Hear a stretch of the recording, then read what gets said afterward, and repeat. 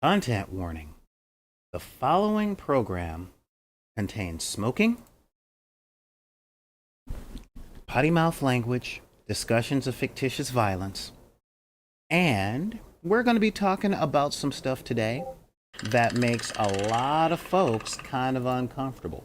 All right, so yeah, I just want people to know that you ain't being attacked, but we do got some stuff to talk about. So, with all that being said, let's start the show.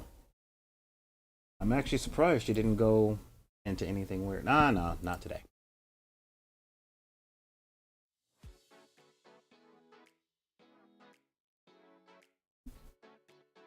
Hey guys, what is going on? Oh man, I am Solar Gray, the Cinematic Sorcerer. We're starting a little bit late today. Starting a little bit late, but that's okay. I'm glad I kind of saw all that jazz. But yeah, we're starting a little bit late. And thank you guys for being here. I am Solar Gray, the Cinematic Sorcerer, and I'm looking for my mouse. Man, we are so disorganized today. What is going on, everybody? I'm Solar Gray, the Cinematic Sorcerer, and welcome to the dark side of the room. I'm Solar Gray, the Cinematic Sorcerer, and it's funny. We are late today. We know that. We're very, very late. And the reason that we're late is because I've spent the past 10 minutes talking to the camera as though I was actually having a show. I forgot to push the start button. And I'm like, yeah, wow, that's weird. I'm not getting anything in my chat here. And yeah, let's see what's going on, all that other stuff. Oh, well, that explains everything. All right. So that is the whole thing. Again, welcome to the dark side of the room. I am Solar Gray, the Cinematic Sorcerer. And yeah, we've got some fun stuff coming up for you guys today. We're going to be talking about a lot of things. And I know today sounded like vague booking. I'm not gonna lie. When I put up the announcement about what today's show was gonna be about, I'm like, yeah, let's have an open letter to elitists. And the thing is, I was gonna call this episode an open letter to jank. I was also gonna call it an open letter to elitism. But yeah, there's just a lot of stuff, and I've noticed a lot when I put things out there.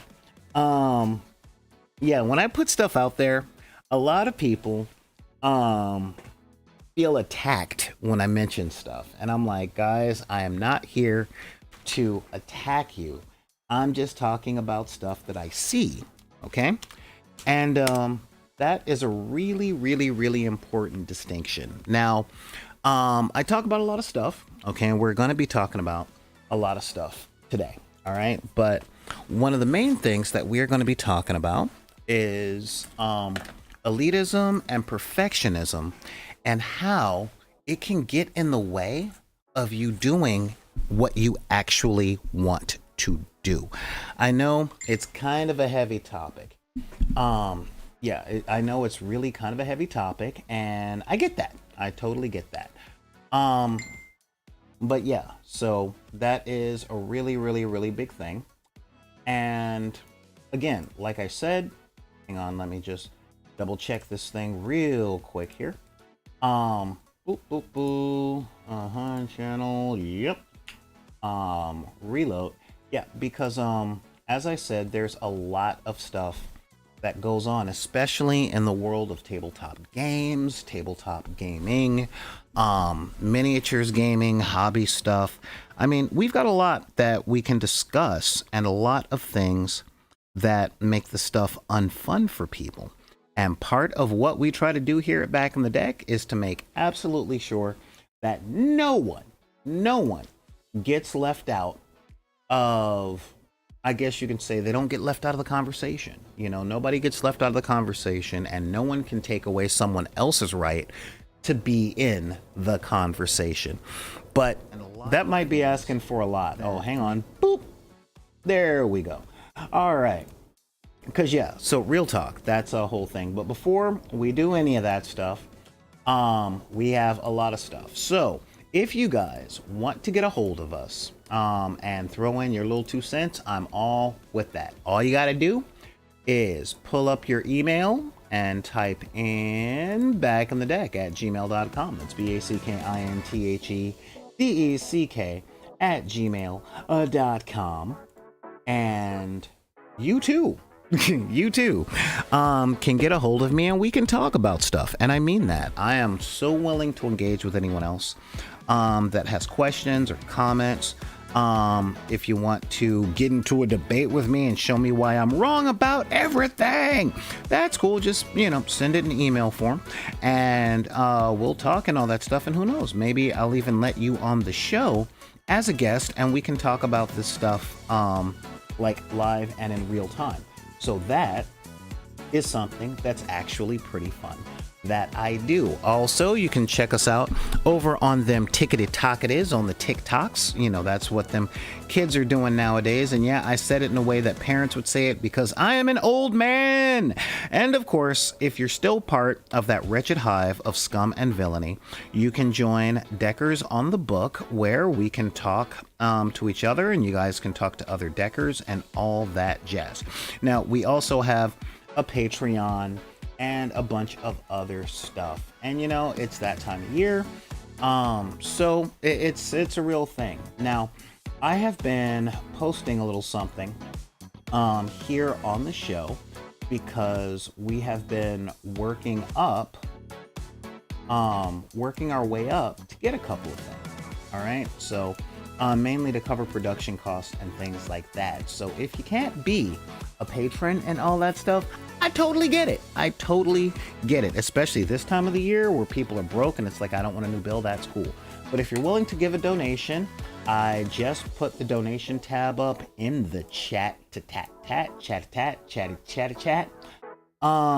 just to make sure that people can do that. Of course, like, subscribe, engage with the stuff. That's like what the algorithm looks for and helps promote our message of inclusivity and diversity and fun and games for everybody out there. All right, because we're doing good work letting people know that we're here, and we're doing good work for the people that are here, rather. And I want to make sure that the people who are here, I want to make sure that the people who are who could really use our help and see our help. All right, so that's what we're doing. That's how we got that. And yeah, so let's see who's here today. Hello, my chat family. Awesome. I'm checking out Carthulu. I also see Commander Root. Ooh, Dropsnets. Hey, haven't seen you in a while. Is Nickable. Cool, I'm glad you're here. Pyro Too Sick. What's up? And of course, whoa, Sirioa? Yeah, I think that's Sirioha or Sirioha. I hope I'm saying your name right. Welcome, all right? And of course, we've also got this thing going on the YouTube as well. And so yeah, so just check that out, share all that jazz. Oh my God, do we have... All right, so with all that, I gotta say thank you guys for being here. And let's get in today's discussion. Now, how can I put it? As you guys know, I play a lot of games, I teach a lot of games, I open up the stuff for a lot of people, okay? And in doing that, I want you guys to know that I do about 100 hours of research a week, all right? Checking to see what games are popular, checking to see what games are fun, and how we can bring some of that culture into games that might be popular and not that much fun, right? And there's something that I see a lot of. Now, as you guys know, one of our shows... What? A thing is blank? No. Oh, wait, what is this? I'm getting something from someone saying, it's blank. What is that? Okay, fine. I'll just, let me just go over here. I love it. I'm going live and people are like, hey, let me IM you real quick. So let us just, oh, no wonder, because it's giving him another, twitch.tv/BID underscore P. All right, that's where we are. Cool. So yeah, I get like so many IMs from people saying, it's blank, it's not working. I'm like, well, I'm here, I'm on the air. And I should silence my phone so I can stop hearing the ding ding ding ding ding ding ding ding ding ding ding ding ding ding ding ding ding. So, all right. So, as I was saying, I do a lot of research. I do a lot of stuff to make sure that people can see what we do and see if they're inclusive and all that stuff. And I see something a lot. And this is something that I see when I go to game stores, when I talk to people about stuff, and I want to address it. Because honestly speaking, okay, and this is real talk. This is true honesty coming straight from the heart, okay, deep down where the special place is forever. There's a lot of this idea, and I see it a lot, especially in the 21st century. And I grew up in the 80s and the 90s, so I saw this transition, okay? And I could go on and on about my ranting and stuff like that, but that's from my meeting down by the docks. It's normally on Tuesday night, but you know, it's going to have to be next week because I'll be running a D&D game tonight here, 6:30-ish, like right after this show. So that'll be fun. So stay tuned on all that with our favorite pyromaniac and, our stabby stab pirate. And our Gamora of the group that's like, oh my god, I can't believe I'm here. But as I was saying, there's a lot of stuff that I see. And what a lot of people talk to me about are, I suppose I can say, reasons for them not to do things. All right. And I'm always fascinated by that. Because see, for those of you guys that are new to the channel, I grew up a poor black child on the rough streets of South Central Los Angeles back in the 80s.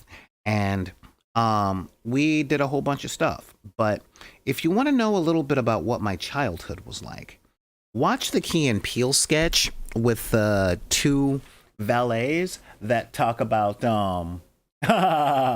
oh, thanks, man. Yeah, literally, I ran in here directly off my motorcycle. Not to mention, it's cold. It just gets cold. It's been like 39 degrees. And if you're not in Southern California and you're going 39 degrees, look, I'm in Southern California, okay? This is the time of year where we complain. And come, say July, when you're going, oh my God, it's hot. It's so hot. Well, I'm going, yeah, it's hot for you guys. But thank you for digging the coat. Anyway, what was I going on about? Oh, yeah, that whole Key and Peele sketch with the two valets talking about that movie. You know, they talk about the movie like, oh man, yeah, doing the Bruce Willis. And the reason for that is because when I was growing up, okay, there wasn't a whole lot of resources that were allocated for fun, okay, in my neck of the woods. And that is a really, really big thing that I always try and point out to people. Okay? I always try and point out to people that we didn't have money to go to the movies every week.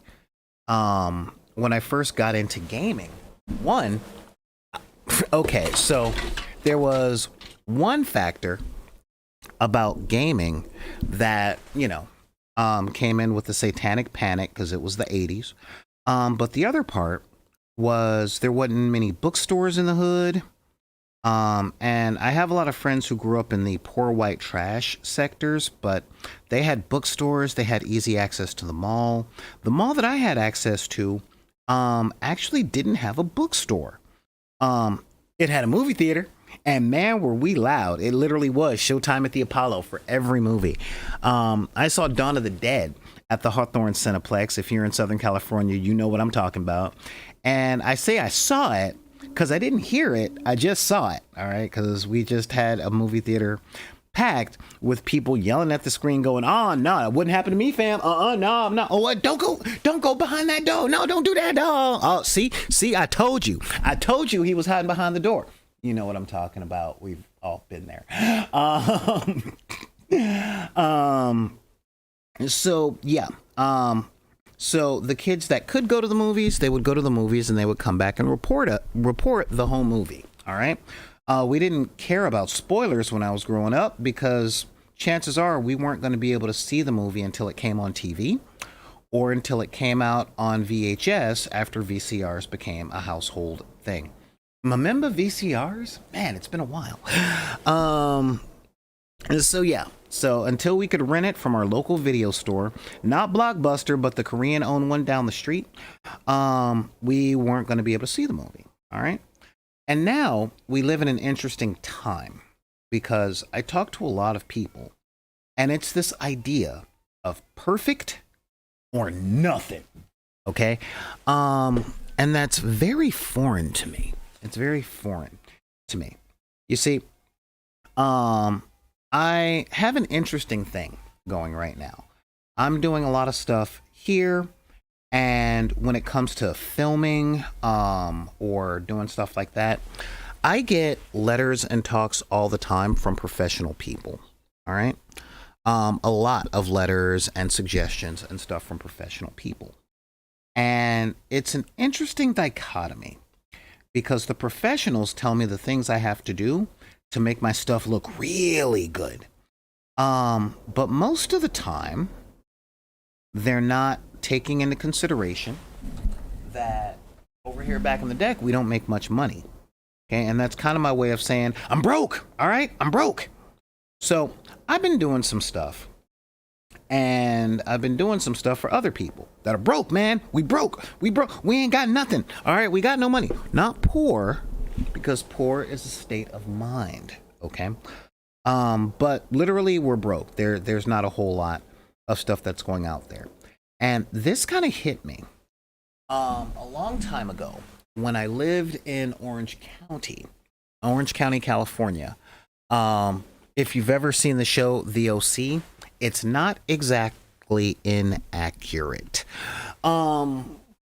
Where I would be at the job and people would look at me saying, hey, we're going to go to this restaurant after work. You want to come with? And I'm like, I would like to, but I can't afford it. I'm trying to catch up on my bills. And they're like, but dude, it's only $10. And I'm like, if it's only $10, then buy my ticket because I don't have $10 to spend. Okay. And this was back in, 2003? Yeah, 2003, 2004. Lord of the Rings was still in the movie theater. And the mindset itself is still very prominent now. It's just the prices are different. Now it's not as much, dude, it's only $10. It's only 50. It's only 30. Okay. And I let you guys know this because when I first started this whole back on the deck endeavor, I started talking about game aids and doing stuff like that. And a lot of my friends were like, no! And I'm like, hold up, bro. I am bargain bin. I am bargain basement. We are here for people that like to play.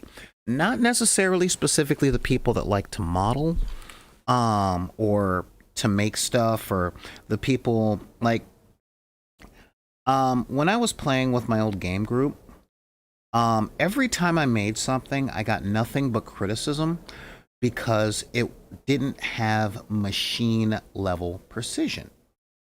And the reason that it didn't have machine level precision, there are two. One, I'm not a machine. And number two, I'm really not that good at making stuff. I mean, it's just real talk. And when I show people stuff, especially nowadays, there's always this desire to pick at the nits. All right. And I'm like, look, I put stuff together to play. I'm bargain basement. All right. And I can't escape the thought of something. And this is where the elitism comes in for me. There are hundreds of reasons, and I've been talking about this with some friends of mine, that people go for the play stuff painted. And a good friend of mine I was talking to, and he brought up the importance of a good paint job, not as a way to say, no, I'm not going to play against it. But this is a dude that was at his friendly local gaming store. And he walked by a table of people. I think they were playing Kill Team. And he was shocked because the minis were painted. They all looked really, really good. And there was like full-fledged terrain. They did a really good job of putting everything together so they could play. And he had to stop and just go, wow, that looks really good. And I'm not saying that having a good setup doesn't help. Okay? Like real talk. I'm not saying it doesn't help. Okay?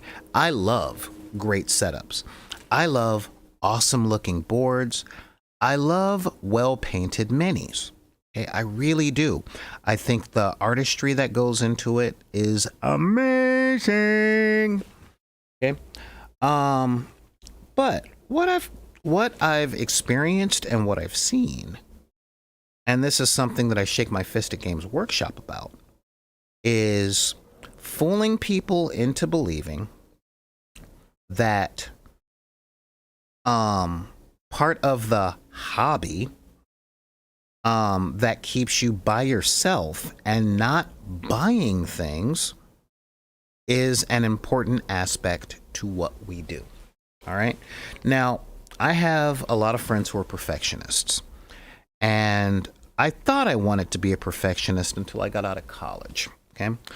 I was working at an aerospace company when I first got out of college, and I tried to be super perfectionist because I'd been criticized so much and so often by people who were pushing me to make me better, to a point where I was just all messed up. And the thing was, that pushing, that pressure that I allowed myself to fall under, literally got me fired from about 10 different companies because I was so busy trying to be perfect, I never finished anything.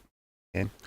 And when I finally got to the big leagues, I was doing that same thing, and I didn't realize that it was my perfectionism that was the problem until one of my mentors pulled me aside and said, Solar, I love the passion that you're showing in this, but what you have to understand is that we are on a deadline, and shipped is better than perfect. And I said, what? They're like, we can't ship it if it's not done. Okay. And I'm like, so done is more important? They're like, yeah, for what we do here, absolutely. You don't have to get every single component on the circuit board perfectly placed under the microscope. You just have to make sure you don't lose the current. And I'm like, sweet. Okay. And that really helped me determine the standard by which I do things. Now, so with all that context, dear elitism, dear elitists, there are a lot of reasons that perfection is great. And one of the things that I want to point out to you, because we're friends, elite, is that your reason for liking things is not the only reason that exists in the entire cosmos, including the multiverse. So, if someone doesn't have something absolutely perfect to the nth degree, that's cool. Okay? If it gets on your nerves, just remember that it's not yours. Now, I know a lot of people that are like, I can't play unless the thing is absolutely perfect. I get that. I totally get that. But what I've definitely seen and noticed, and what I want to comment on, elitists, is when you guys unsolicitedly criticize other people's stuff, you are limiting your ability to interact with people, i.e., you're killing your chances to play. Now, I have a major dislike for one specific company, that company being Games Workshop. And this is why. Game is something that's in the title of their company. They're not miniatures workshop. They're not art workshop. They're not collectible workshop. They are game workshop. And a game is something that you play, something that you play hopefully to have fun with, whatever definition of fun you have. But their model is not made for fun. Their model is not made for playing. In fact, they've recently come out and said out loud that they are not a game company. They are a company that sells miniatures. And I'm like, cool, change your name. And I point this out because there's a lot of cool stuff out there, a lot of cool things, and a lot of reasons to enjoy those cool things. So to you elitists out there, I'm not begging, I'm kind of imploring you to let people enjoy stuff, okay? I know what it's like. I know how it feels, okay? You've spent years and years and years and years perfecting your craft, okay? And you want acknowledgement for that. And you want to pass on those lessons. You want to pass on the pushing that other people did to you to make someone else better. And you know what? There is a place for that. There is a context for that. But what I will have to ask you, especially when you're around deckers, is wait to do it until someone asks you to. Okay? And what do you think is not a request to take someone under their wing, tell them that they suck, and to force them to be better? All right? Especially given this strange culture that we have of perfect or nothing. Now, I'm a big fan of playing games. I love to play games. And in truth, I love having painted miniatures on the table. And I mean having miniatures on the table that have been painted. Okay? I tend to really like them when they haven't been painted by me. But I understand the appeal, all right? But the thing is, and I know that we live in a time of I hurt too, or well, I like, or well, my opinion is relevant. And I get that, okay? And I'm not saying that your opinion isn't relevant. But what I am saying is that your opinion may not be relevant at all times in every situation to every person that you talk to. There are many people out there that are like me in the sense of I want to play a game and go pew pew with my toy soldiers, go vroom vroom with my toy cars, and go boom boom with my toy tanks. And there is nothing in the world that is wrong with that. Okay? So please, let people enjoy things. Okay? One person's enjoyment of a game does not undo or negate your skills. All right? It does not negate your skills. It does not undo the work that you've put in, and it doesn't make you any less worthy of respect for the work that you've put in with your stuff. Okay? I promise you. I truly promise you that you will still exist and you will still be awesome. In fact, you will be more awesome by acknowledging how far people have come and taking your super awesome things that you've built up the skills with and playing with people that maybe don't have that same skill set, because you'll be spreading joy. You'll be spreading enjoyment.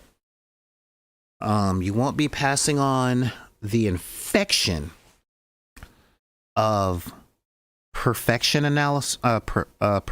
paralysis and self-critical neuroses. All right.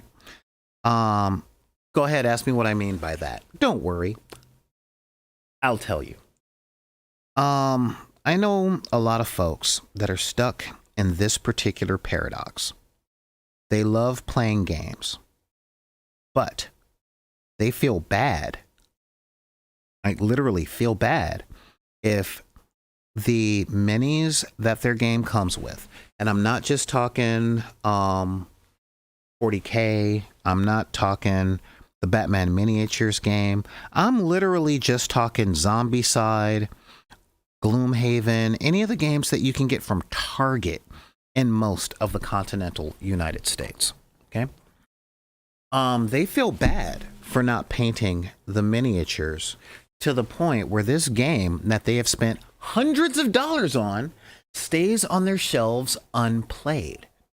So I did some polling, I did some investigation, I hit the skids talking to people, and they wouldn't sign the release form, so I can't put them on the show.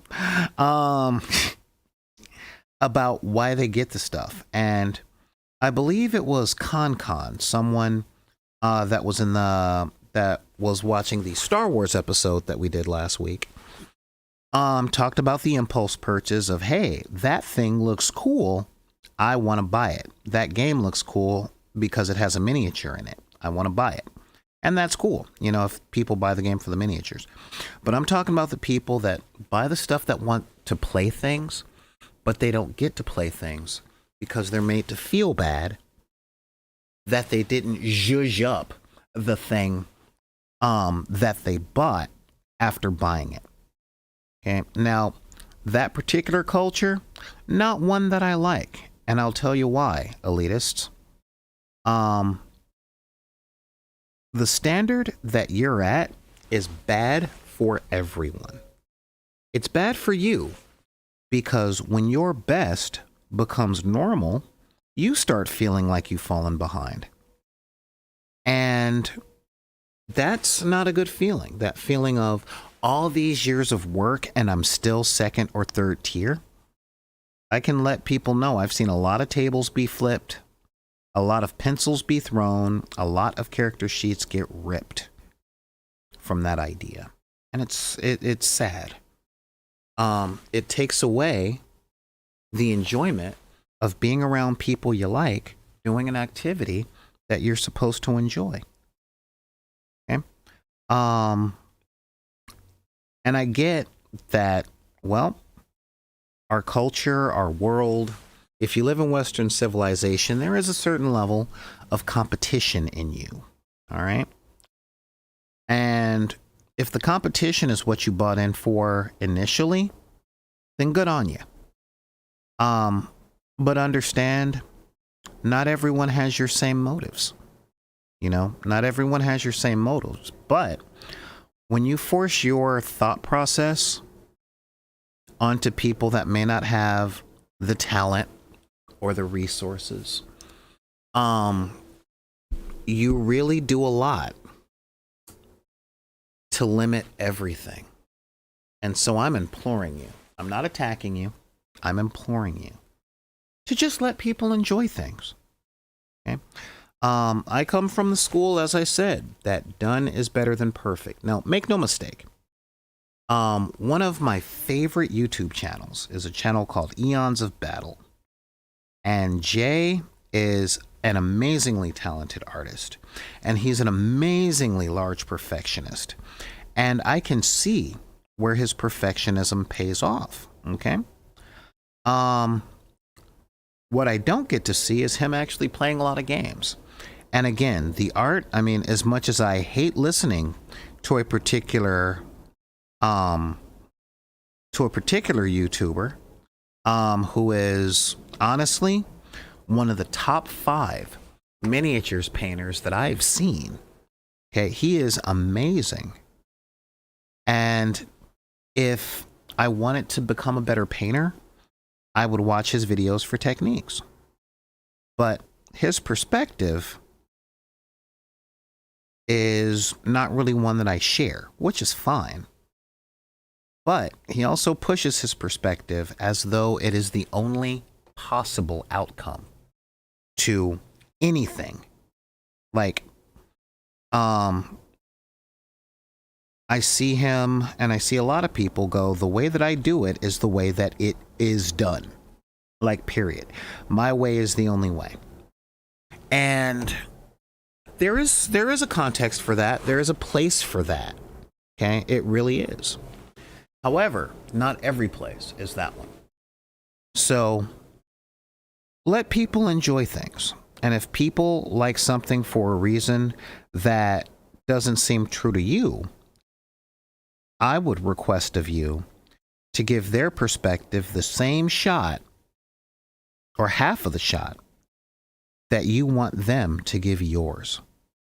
That way, we can all understand each other better, maybe learn something from each other, and expand everything for more fun. Okay? That's where I'm at. So, yeah, if it felt like an attack, please understand I'm not trying to hurt anybody. I just, I want more people to have fun, okay? And to not waste their money.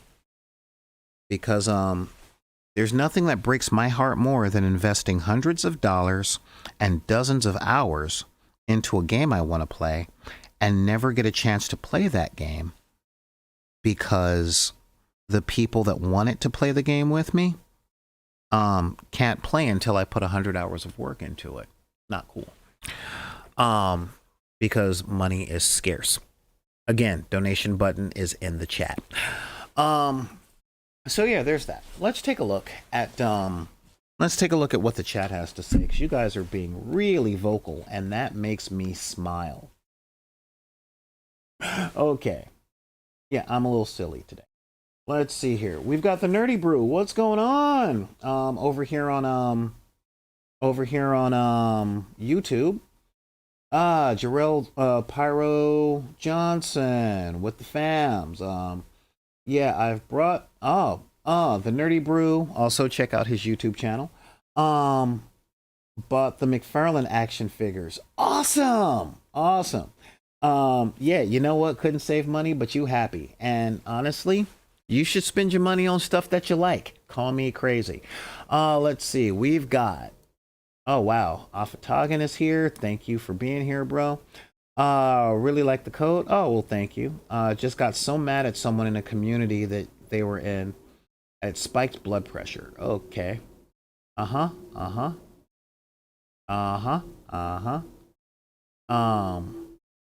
So self-critical about minis.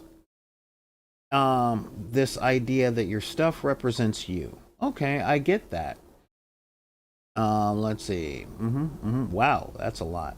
Now, I definitely get that, but here's the thing. Your stuff, your possessions, the things that you put out there, only represents a part of you, dude. Just one part of many facets. Today, I'm wearing a jacket. Am I the guy that wears the jacket? Am I the guy in a turtleneck? You know? Am I a podcaster, a musician, a parent, any of those things? There's a lot. But every single one of us is, what's the term? Is represented by many, many, many, many facets.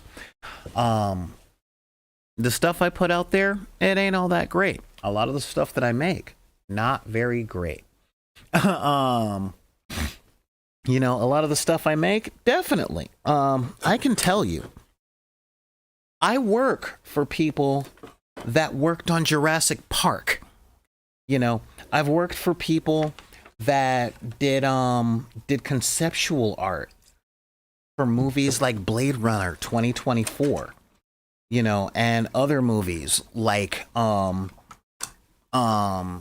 Aliens and stuff like that. I'm not that good. And truth, I don't want to be all that good. I really don't. That's like beyond the level that I want to be at. But I'm better than I used to be.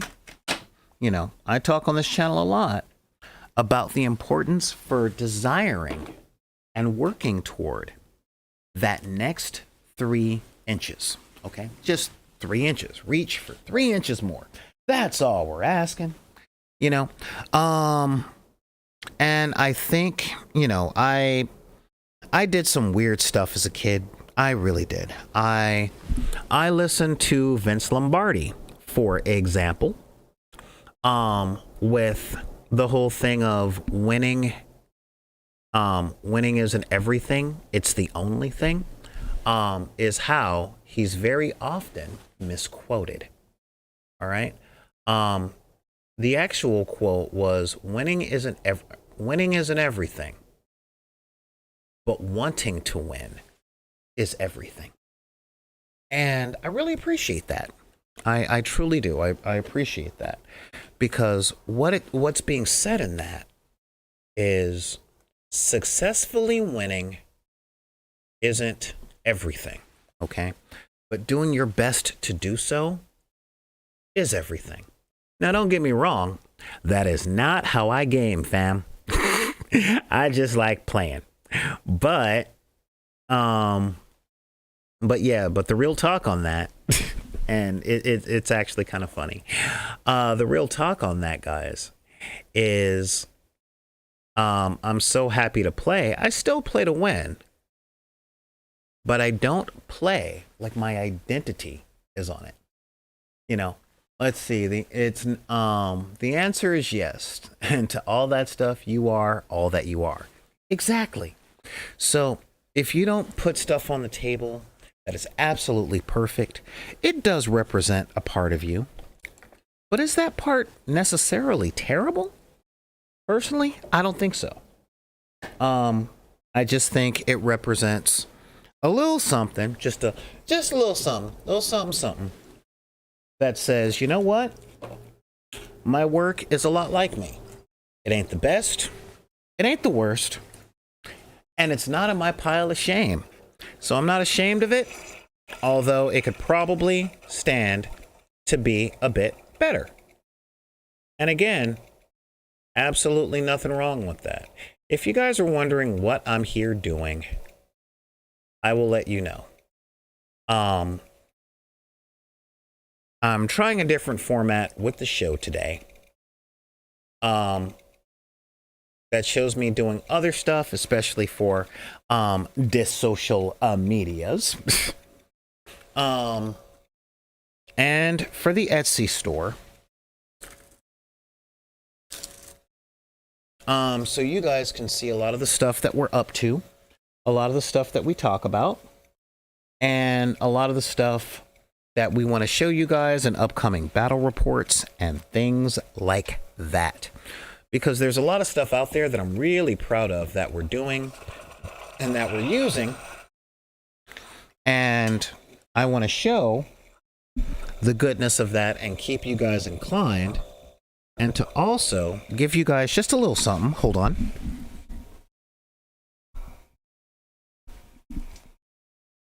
Yeah, give you guys just a tiny something to show your friends when you share this, just to be like, dude, there's so much stuff that he's working on and so much stuff that he's pulling off. This is like some really cool stuff. And this is kind of the segue into the next segment, which I dig. Hold up. Okay. And yep.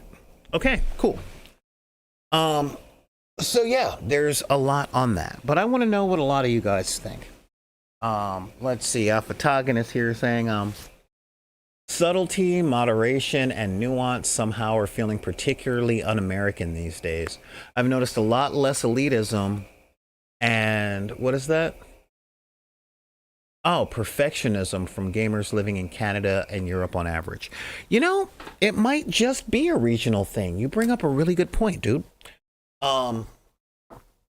Because I can tell you, most of the people I watch they're from Western civilization, but I can definitely see there does tend to be a lot more tribalism here and perfectionism in other places.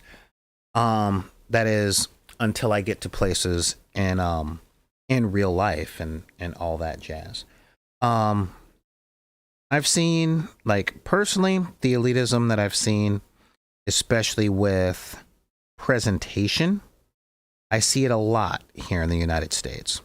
a whole lot. In fact, I think the higher up the economic ladder that I travel, the more and more I see it. And I'm like, oh, keeping up appearances. This is funny.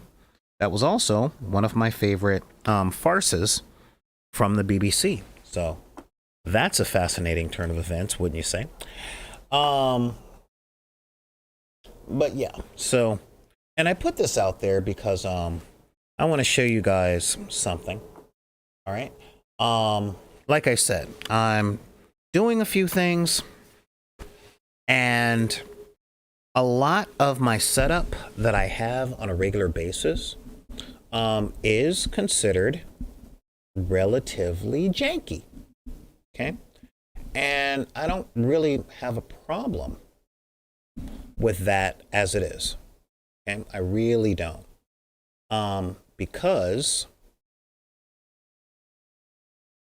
okay. And yeah, because I'm a person working on my own.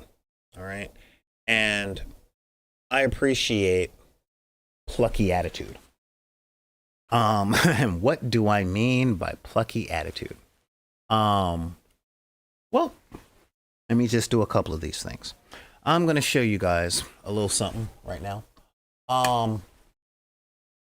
I've seen a few things online about taking pictures of your stuff and doing the whole Instagram thing. And I'm not going to lie. I'm really not going to lie.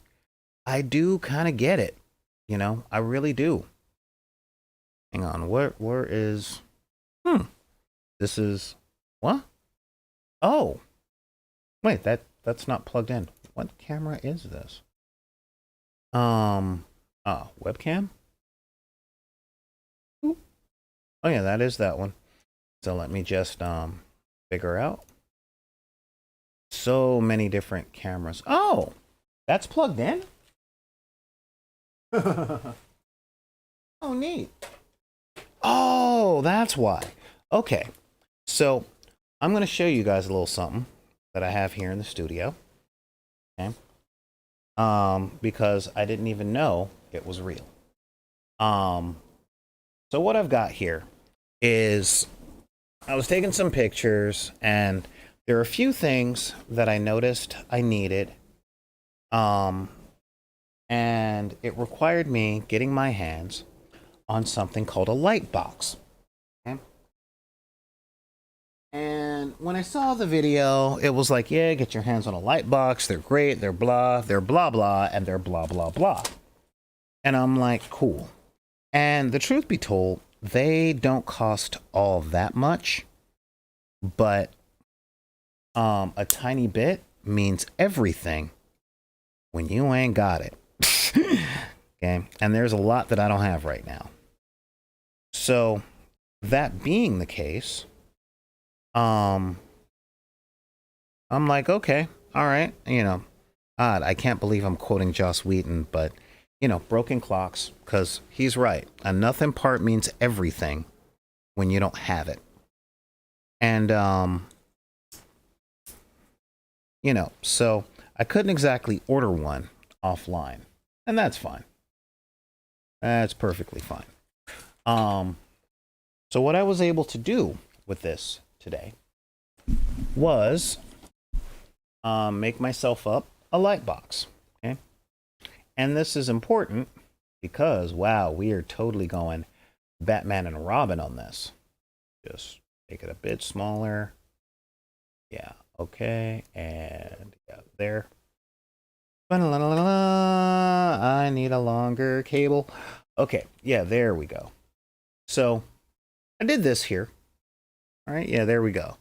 Ooh, live real-time camera. And I was taking some photos of a couple of things here. All right. And yeah, so I'm like, hey, look at the technology.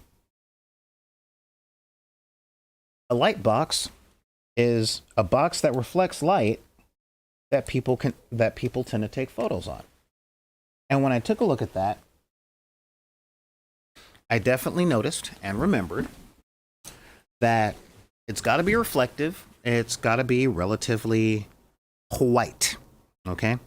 And white boxes aren't very difficult, okay, in this day and age, guys. And as you guys know, on Hobby Hall, we make most of our stuff out of garbage, all right, out of stuff that that we generally out of stuff that we generally don't get out of stuff that we have laying around, and it's pretty important, okay? Because I want to make sure that everybody understands that what we do is for everyone. Anybody can do it. So what do I got here? Well, I have a freaking clip light. Clip light with a hard white bulb and a box from the United States Post Office with a bunch of printer paper inside and a hole cut on the top. That's it. That's everything. That cut a hole in the top, got some paper, did the thing, and that is it. That's our whole thing. Might even start to use this for like puppet shows. You know? But it does the job. And when I say it does the job, everyone, right? I want to make something really clear.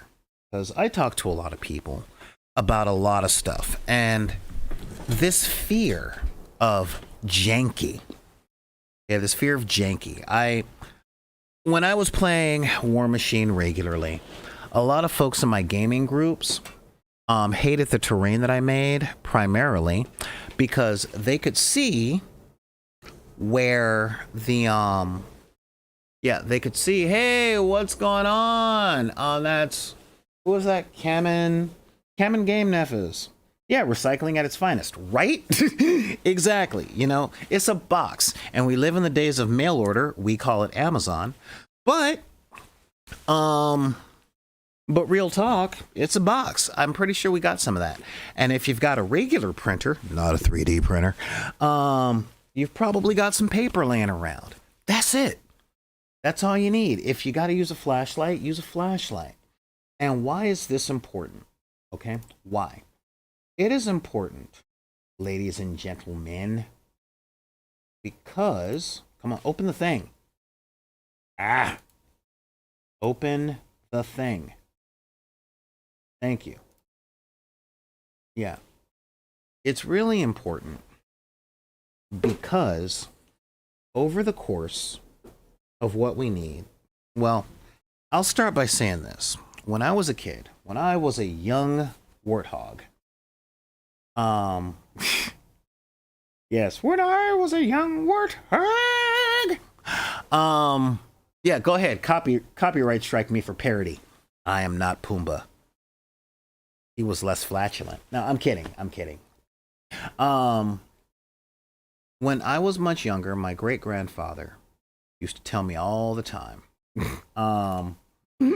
He used to tell me all the time, take what you got, make what you want out of it. Okay?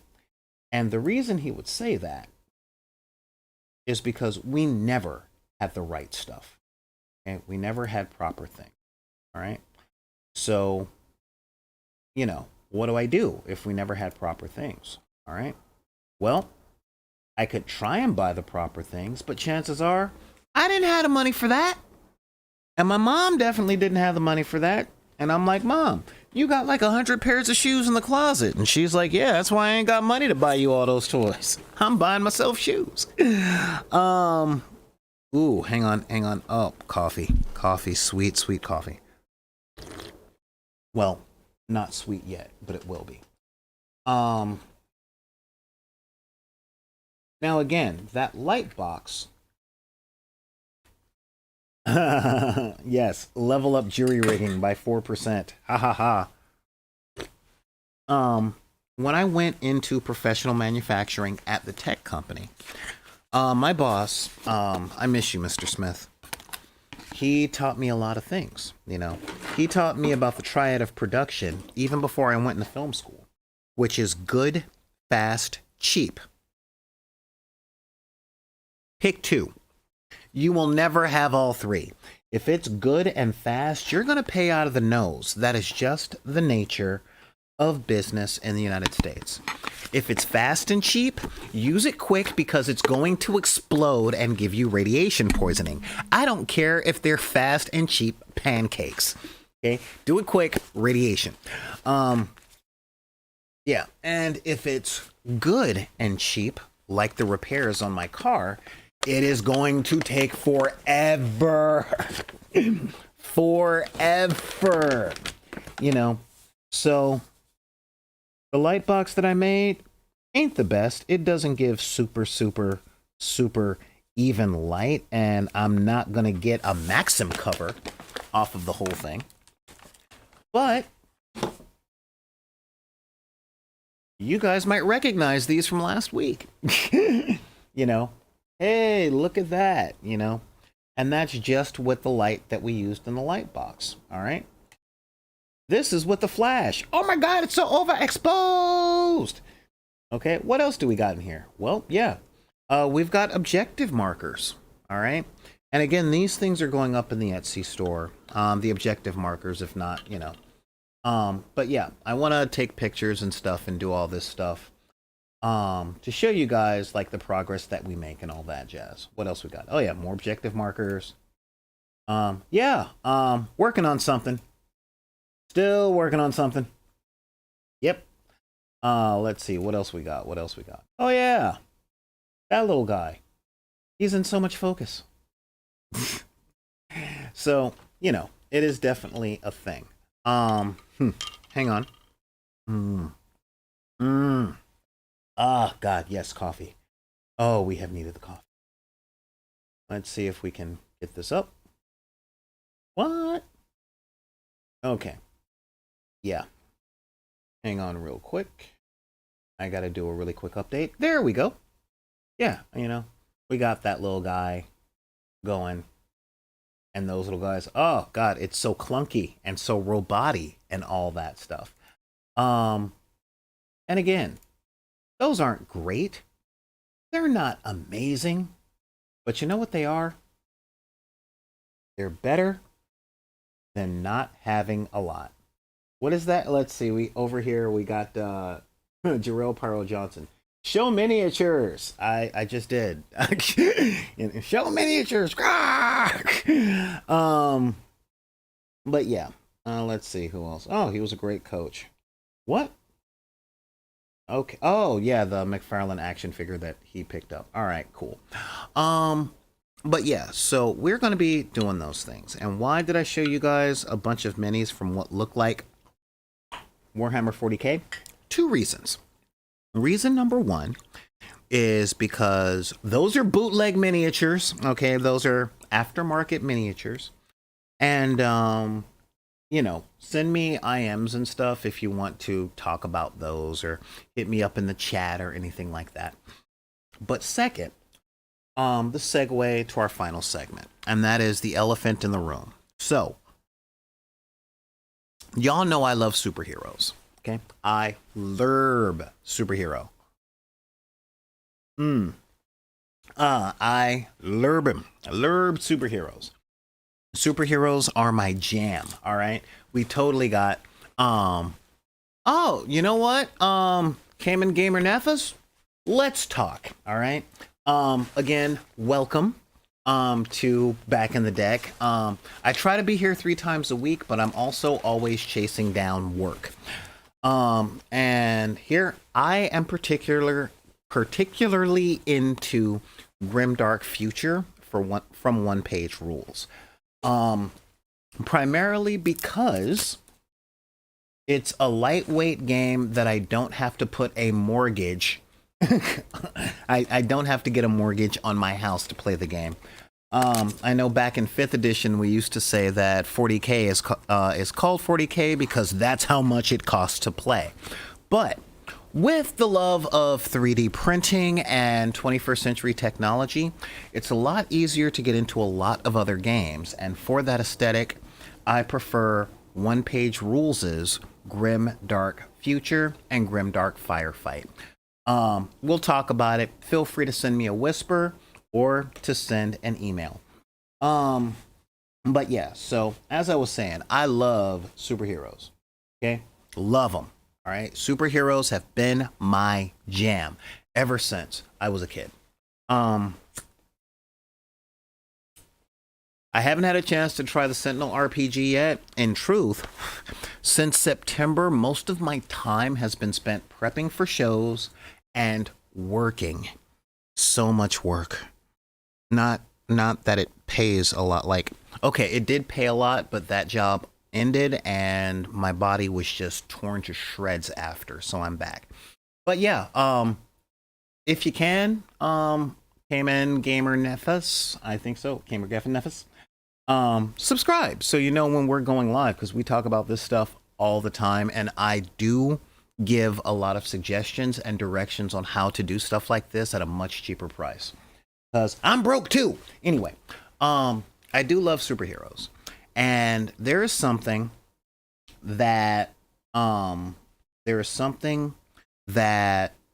wanted so badly for such a long time, and that was a DC Comics cinematic universe. I've been wanting that since I was a kid.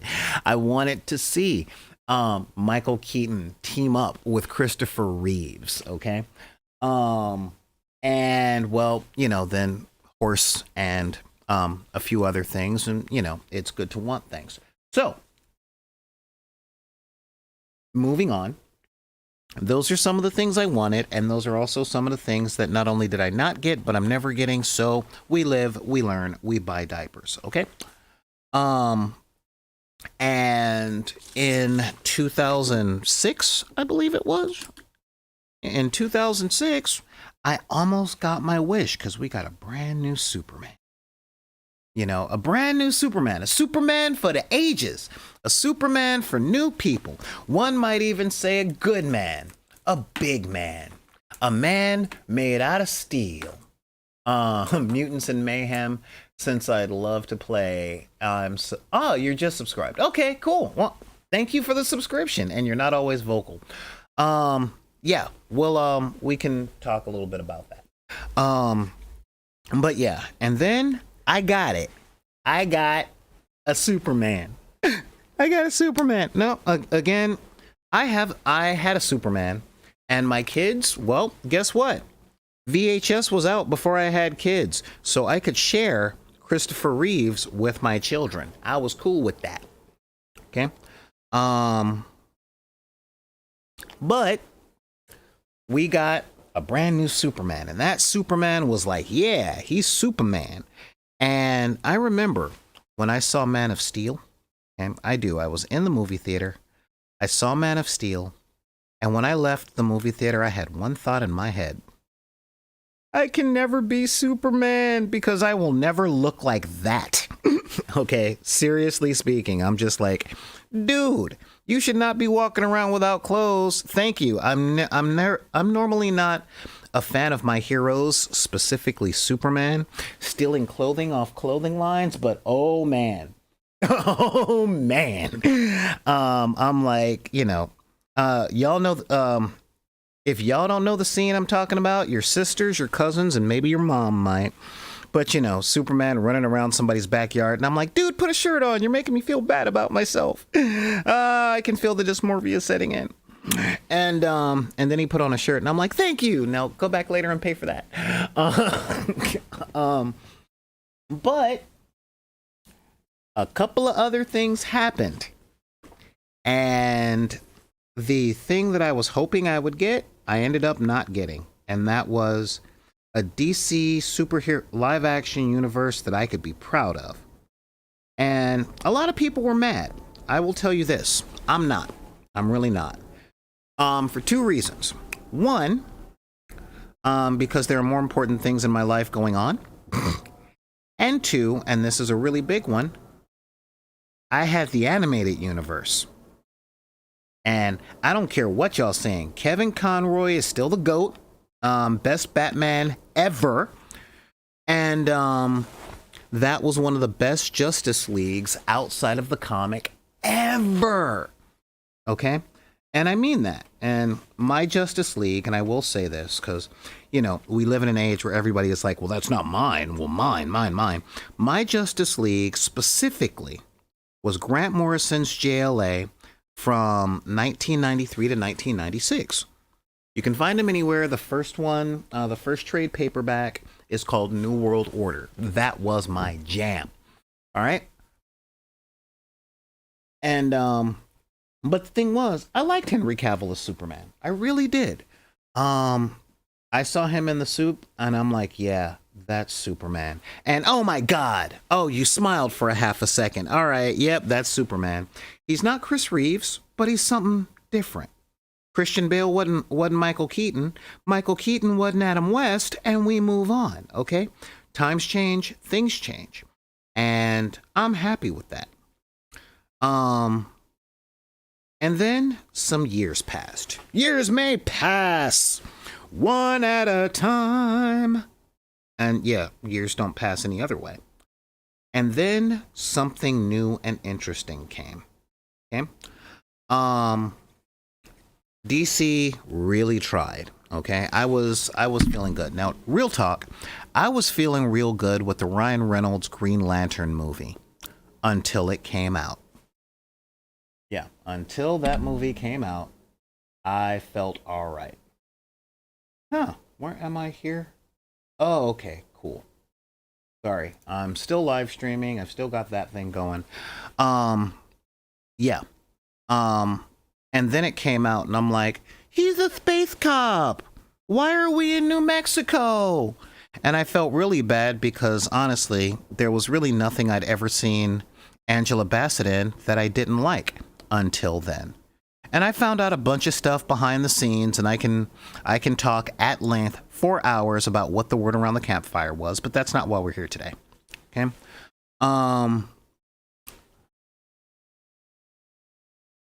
After Man of Steel and BVS came out, and we were like, ew, no, ew, no, ew, no. Stuff, and I don't even want to talk about the Flash. Okay, we don't have to talk about the Flash. We don't talk about the Flash. No, we don't. Okay, anyway, so it looked like everything was gone. Okay, cool. I can live with that. I'm an adult.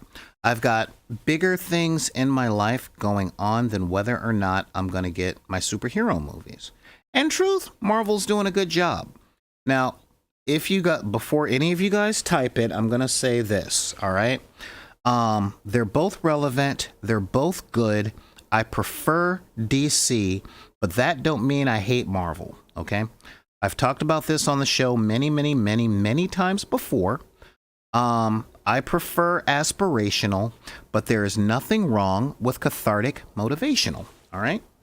And Marvel stories are always about people becoming gods in a world that doesn't like that. And DC stories are about gods becoming people and how they, how they adapt to those changes and still try and relate to the people in the world. Both of them are relevant. Both of them are good. I prefer DC, but that don't mean I don't like Marvel. Okay? So there we go. All right. I still say the Marvel characters, as much as I love capes, I have a collection myself. But the Marvel characters rock the clothing item of a cape better than anyone else. And I mean that. All right. Like real talk. Superman might be the most famous cape, but he does not rock his cape as good as Magneto does. All right. And don't get me started on Doctor Doom. But and so yeah, as I was saying, and so there's been some good properties and stuff like that, but the cinematic universe did not work out well for a myriad of reasons. I still haven't had the time to watch Black Adam, except at like 2 or 3 o'clock in the morning, and I didn't do that because I forgot that I have HBO Max. It's just been those kinds of months. All right. I may actually get to doing that tonight. So, and no, I haven't watched The Witcher yet. I'm actually not familiar with the property. So, I know they're novels, but I found out about them via video games, and I've been out of video games for almost 30 years. But I do know that Henry Cavill was rocking that show. And then, with all of you guys, I watched as the announcement was made. He's coming back as Superman! It was like Warner Brothers was like, dude, you can tell the world you're coming back as Superman. We're giving you another go, all right? And this was big because, okay, so real talk, I'm actually a fan of Aquaman, all right? I like the character. I think he's very cool. Partly because I'm hydrophobic. The whole idea of a dude that controls the dark, wet, silent, cold place of can't breathe that isn't space, is kind of cool for me. And Jason Momoa's movie, it was fine. It was fine. Real talk, it was pretty much page for page the movie that I was writing for Aquaman back in, God, it's been like 15 years now. So yeah, Henry Cavill coming back as Superman, I'm like, cool, because he deserved a second shot. He was not a bad Superman. He just had really bad scripts. Really, really bad scripts. Dude, Image Comics rocks. I was reading comics when they first started, and they've come a long way. Oh man, yeah. Don't hate. Don't hate. All right, let me enjoy things. Yes, yeah. We got Kemen saying, "I almost closed the page when you said you were an Aquaman fan." I am. I think he's a very cool character. And real talk, when the new 52 dropped, his book and Wonder Woman's book were the best writing that wasn't Batman. It really was. Those are some really cool stories. And again, I like the idea of secret organizations, and I see the similarities between Aquaman and Black Panther. I mean, seriously. They very much are very similar characters, and I like the idea of a king who wants the best for the world and his people, even though his people don't want anything different. Not to mention, have you been underwater? Have you seen a goblin shark?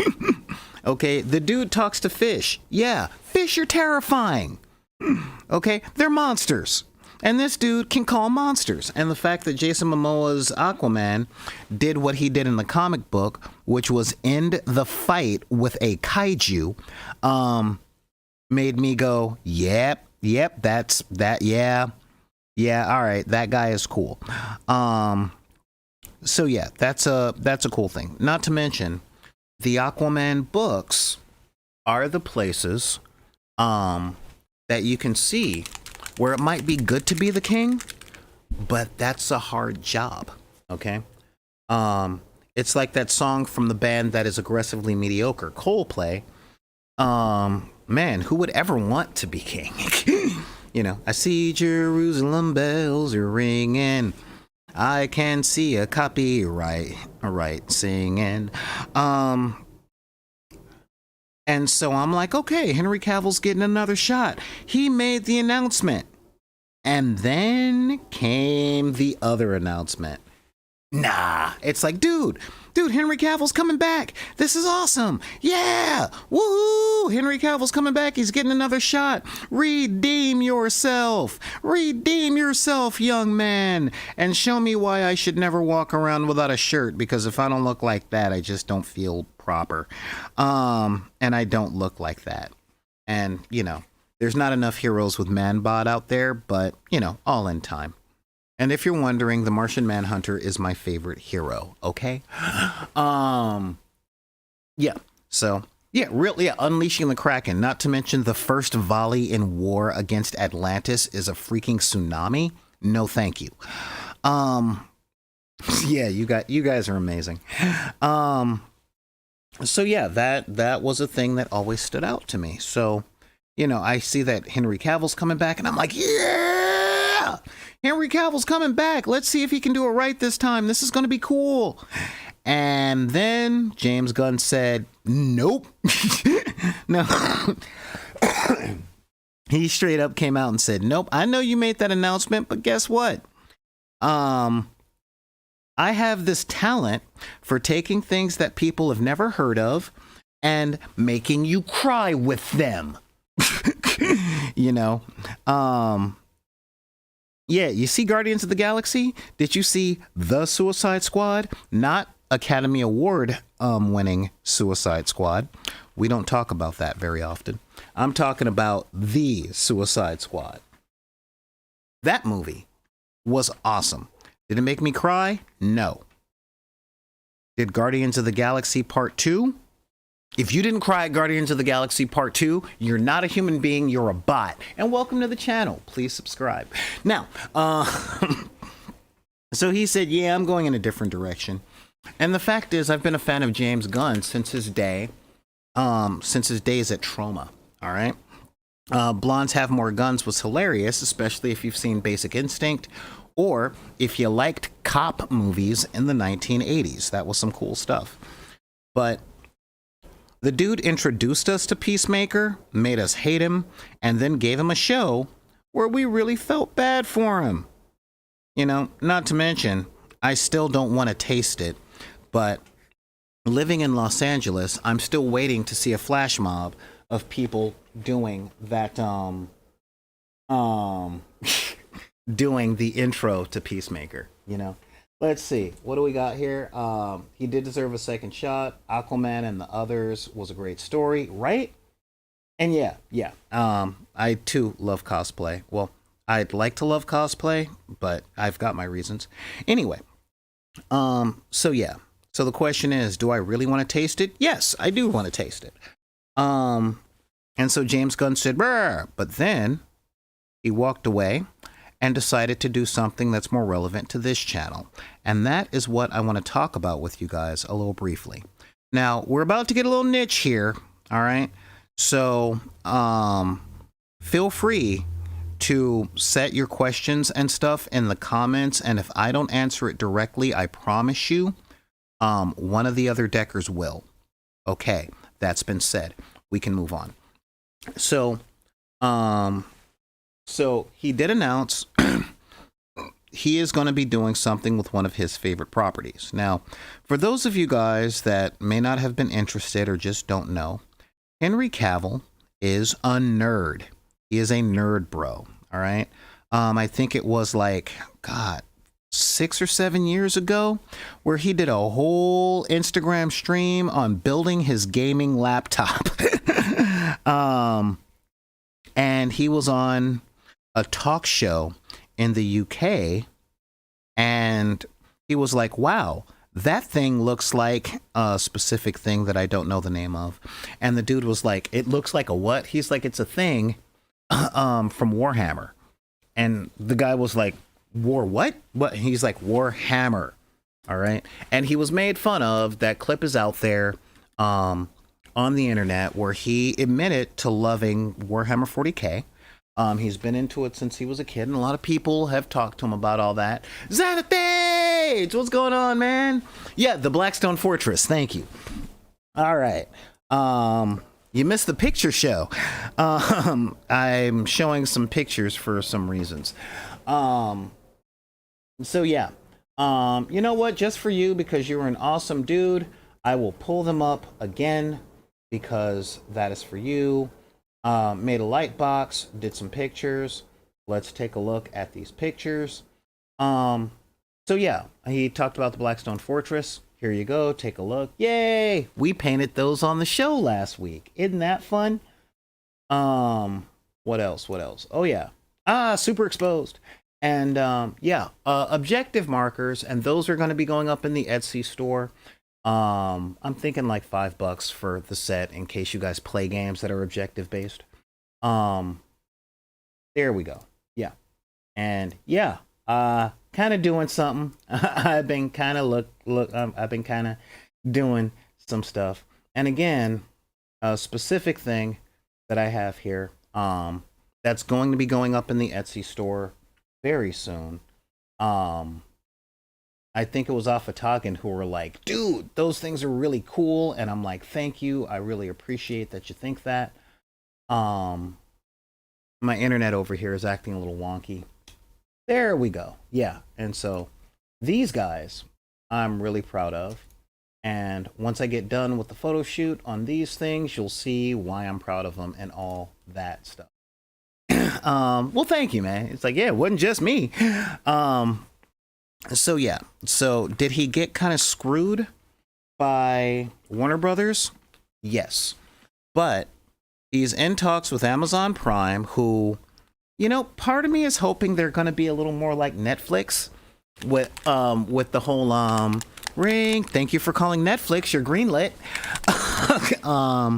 Won't lie, I liked the Rings of Power series. I have my reasons, and I don't want to talk about that now. But they're doing a Warhammer 40K show, and I have been studying the lore, as you guys know, for 2 years now, and I mean really studying the lore. And it's interesting studying the lore on the level that I've been doing it, because you know, I've met some really cool people, like Xanathades, like Tanya the War Mistress. I've watched a lot of cool channels like Play on Tabletop. Those guys are amazing. If you want to learn the rules to the game, they're a really good channel just to watch the battle reports of, because everything they do has a sports feel to it, and that's neat. And I kind of dig that. Matter of fact, I more than kind of dig it. I dig it a lot.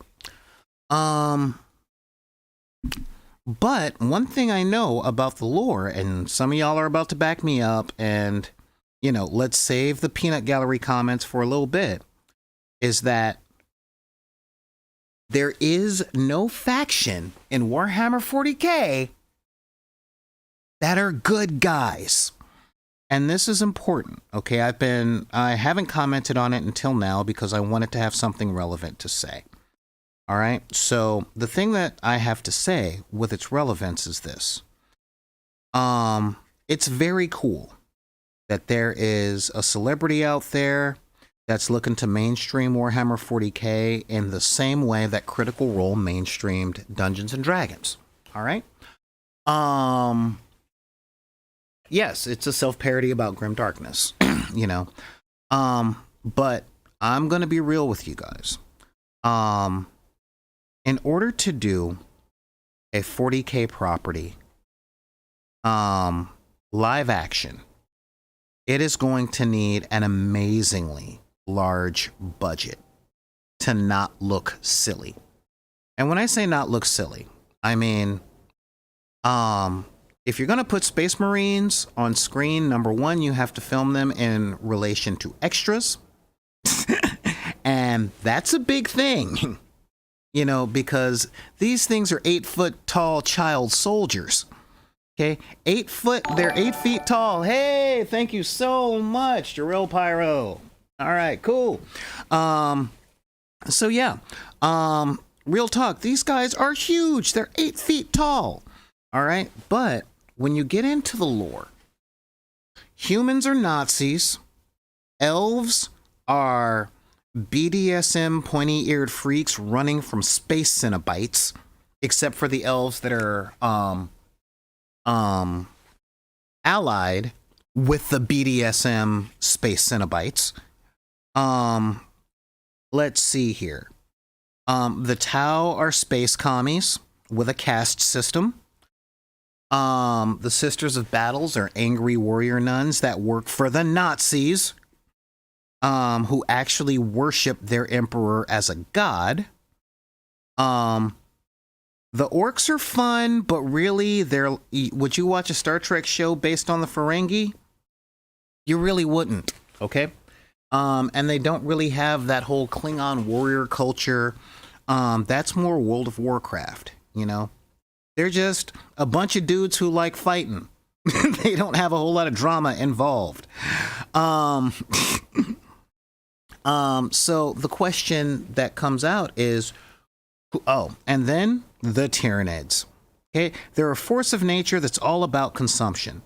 Y'all can let me know who I'm missing, but I'm gonna move on because, and this is really, have you ever seen a purple orc? No, exactly why. So yeah, it's it really comes down to who is the show going to be about and how do you not mess up the lore, you know? Because if you make the Space Marines the heroes and you're not making a satire in the realm of Starship Troopers, then you're making a show that's not very good. You know, and when I say not very good, I'm not talking about quality. I'm talking about moral standing. Okay? And it got me thinking, and something came into my head about it today. Because y'all know here at BidP, we're about solutions. And you want to know what my solution turned out to be? Rogue traders. Okay? I'm like, holy crap. I'm not the biggest fan of Joss Whedon's writing, or, you know, him as a person. But Firefly was okay, even though the main characters of the show were, you know, failed Confederate soldiers running during Reconstruction. But Rogue Traders in 40K are the least of the bad guys that are out there. And I'm like, dude, space pirates that have their own thing and they don't deal with they don't deal with the politics of the Imperium, because if they end up going to the Imperium, they lose their freedom. You know, rogue traders can they can interact with Xenos, and they can make their own teams of whatever, and they're out there and they're you know, doing fortune hunting, they're talking to different aliens and stuff. That could be good. Not to mention Henry Cavill rocking the Prince and the Revolution outfit. I think he could do it. Okay, let's face it. He's such a good-looking man. We know he could rock the outfit. But in all honesty, that's the only way that I can see doing a 40K based show in a way that isn't sympathizing to hate groups. You see what I mean? And this isn't me being woke and all that stuff. You know, like real talk, you know, let's have a little bit of a moment of real talk if we can. When you look at the Imperium of Man, they are religious zealots that say you have to worship the fearless leader or you will be executed. So no freedom of expression, no freedom of religion. They're funding a never-ending war machine. Their ways of keeping interstellar warpways open or faster than light travel is by sacrificing 10,000 psychics a day. Okay, 10,000 psychics out of 1 million planets, all right? Or out of 1 million planetary systems. So they're performing human sacrifice in order to keep the skyways open to their rotting god emperor, and they're also perpetually at war and fiercely xenophobic. You know, so and the Space Marines are 100% based on eugenics. So how do you make those guys into the good guys without giving the hint that the 1930s and 40s were kind of okay? You know, that is where a lot of people are like shaking their heads. And, you know, Henry Cavill as an actor, I believe he's gone a long way, but I think it'll be some serious cultural whiplash to see Superman, Beacon of Hope, Man of Steel, you know, the good guy of all good guy, at least by reputation, playing a space, a space B. Why am I calling it a B? Because it's not the following letter. I'm on YouTube. Y'all know what I'm talking about. So yeah, it's a thing. Um, oh, you love Coldplay. It's true. So yeah, that's the real thing. But playing, doing a Rogue Trader movie, you know, hey, we're space pirates. We're doing stuff. We came across a planet. Oh no, there are these inspired by but legally distinct from xenomorphs on this planet. We got to get out of here. That does not sound terrible to me. Or an adventure with rivaling pirates. I'm like, dude, Pirates of the Caribbean in space. That is something that's cool. And again, Henry Cavill in ruffles, high pirate collar. Think Captain Harlock. For you old anime heads out there, or in my case, Prince from Purple Rain. I think that would be good. What do you guys think? Yeah, that is the Imperium. So, yeah, that really is the Imperium. I mean, again, I've read the lore, and I'm like, where they just spend half the movie pointing out how screwed up every faction is. In truth, that would be a good web show. I don't think that would. I wouldn't pay $18 for a ticket to that, bro. But yeah, so let me know. What do you guys think? Would you guys actually? What kind of Warhammer story do you see could actually be on film? I want to hear your guys' speculations. In truth, yeah. I'm leaning real hard onto the Rogue Trader thing. I think that would be really cool. And something that I'm not gonna say I would just like to see, but I think it's a safe bet for his career, especially since he got the James Bond contract. Again, when people are like, "Oh no, he's losing Superman," he'll be okay. Okay, he's not going to have a podcast with Michael Rosenbaum, and he's not going to be on the next iteration of Legends of Tomorrow if they ever start that game again. Yeah, that's really a thing. So yeah, but I really want to know, what do you guys think? Do you think that there is a 40K story out there that wouldn't ruin Henry Cavill's social cred? Because real talk, he's never losing his geek cred, okay? For those certain members of the 40K community that are out there, and y'all know which ones I'm talking about, he'll be fine in their eyes because he's jacked, okay? He's yoked. So we know he ain't gonna have a problem on that front. But it's everybody else thing that's going out. So I don't know. Let's see, $10 a month for a streaming service I only use for that, to watch the Rogue Traders complain about the factions being terrible. Really?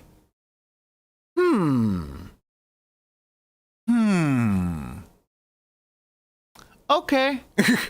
All right, let me see what I can do on finding something like that. Yeah, that's a thing. Yeah. But again, like I said, I'm dead serious. I really want to know what you guys think about that. And with that, I gotta say, we've been here for an hour and a half, and I would normally let the show run longer. Ooh, think we're probably gonna see Imperium painted as the good guys in the series, probably focusing on Space Marine. Probably. Okay, probably. I'm not against that, but if I get to write a letter that might get read, I think I want to pitch Rogue Trader to those guys, because honestly, The Expanse showed that people still love themselves some science fiction. And one of the things I've noticed with 40K in the time that I've been studying it and meeting all these really cool people is that it is technically science fiction, but it doesn't feel like science fiction. You know what I mean? It really doesn't feel sci-fi. It just feels like war, Yeah, it really just feels like war. That is it. you know. And I know that in the grim darkness of the 41st and 40th and 41st millennium, there is only war, but I haven't seen enough Mechanicum stuff to really make it feel like the future, you know. And that whole idea of it's far enough in the future to where it looks like the past. Sorry, no, try harder. You know, I'd really like to see, I'd really like to see more sci-fi stuff. And granted, most of my exposure is through the games, but the games, like from what I can see from the video games, is they focus a lot on the alien, sure, but really it focuses on the fighting. And as I said, it doesn't give me that feel of, wow, I'm in space, you know. It really just makes me feel like, dude, he's wearing really big armor and he's blowing stuff up. Unless I'm playing Thief or watching someone play Thief. And then I'm like, okay, it's an orc with a gun. It seems more like science fantasy to me. Okay, well, if it's, I'm like, yeah, show me more science. I want to see more science. And yes, I do like the Mechanicum. Thank you. I do like Mars. Let's see. One of the last comments here. A film concerning, centering on one soldier in the Imperium who questions why the Imperium really has to be that Xeno-hating and has to use a rogue trader crew to escape. He gets labeled as a defective and a heretic, so now he has to run from the faction that birthed them. You know, that does seem like a cool idea. Again, the problem that I have with that particular thing, bro, is yeah, that whole heresy aspect. Everything is heresy, you know. And I know, before you continue typing, I know you're saying, well, that's why he has to run. I know, I get it. It's just, again, the level of zealotry that's there is one of the big reasons why I can't, you know, why I keep pointing out that the Imperium are not good guys. That level of zealotry and that same level of, fanaticism, you know. And I also know, because I have Instagram, you know, Henry Cavill, good old Superman himself, loves the Custodes. And the truth is, so do I. Those guys look awesome. And their lore is great, except in 40K, everyone's unbeatable all the time. And what my fear is, and I know the people paying money into this don't care, but my fear as a fan of the lore is folks are going to complain loudly online about how their favorite factions were misrepresented because there is a possibility that they can be defeated. I see it all the time, and it does kind of bore the crap out of me. Let's see. Joining a crew of the faction of rejects and striking out as a mercenary group working for numerous factions. Yeah, I see that can happen. But also you're kind of describing the Guardians of the Galaxy. And that's already out there, you know.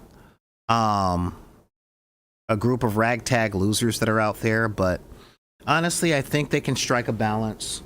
I honestly believe with Rogue Trader that they can strike a balance between comedy and pathos. It could sort of be a center line between Star Trek and Babylon 5. That's what my thing is. Night Lords, and they're just the worst, right? You know, I'm not gonna lie. I like chaos. You know, I'm all about corn. So pure, so basic. Also one of my favorite bands, so I can be like when I'm playing the game, and the people that are playing against me are so busy going, shut up! You know, it's kind of a thing. But yeah, so let me know what you guys think. Talk about it. Head on over. head on over to Deckers on the Book and all that jazz. All right. But with that, thank you guys. Corntastic day. Thank you very much. Thank you so much, Cam and Game Nephis. Nurgle Bikers. Oh my god, that the worst emissions ever. And I'm not talking the motorcycles. But if you guys want to get a hold of me, feel free to send your email to backinthedeck@gmail.com. That's BACKINTHEDECK@gmail.com. Hit me up on Twitter, Instagram, all that stuff. And yeah, that would be very, very cool. And with that, I'm gonna say thank you guys for tuning in. Thank you guys for joining me. And now, here's the thing, y'all. I'm gonna be back in 30 minutes because tonight is a special night with the fantasy tumblers because I'll be working tomorrow night. So our Wednesday D&D game had to be pushed up a day in order to get this stuff going. So I get to take a really quick bathroom break, and then I'll be coming back, or should I say a really quick bathroom break and get dinner simmering, and then I'll be back actually running D&D. So tune in another half hour. Bring your friends if you want to see me as a GM and all that jazz. But thank you guys for hanging out with me while I do all this stuff. And yeah, that is going to be like a really, really cool thing. Also, if you're part of the Discord, just head on over to the Discord, Xanathades. I want to IM you in the Discords while I'm making dinner. I want to ask you a couple of questions. And with that, thank you. Oh yeah, you definitely got to get the kids to bed, especially since we're 3 hours apart as far as time zones go. So yeah, that's a really big thing. But with that, I want to say thank you guys for joining me. And remember, if anybody tells you that you can't have the hobbies you like or like the stuff that you like because of the circumstances of your birth, be it race, religion, creed, gender identity, sexual orientation, disability, or your budget, you can tell them to take any of them cards and put them back in the deck. This is Solar Gray, the Cinematic Sorcerer, saying thank you guys for joining me today, and we will see you, well, in a half hour for D&D, but outside of that, we will see you on the dark side of the room. I'll see you guys later. Thanks.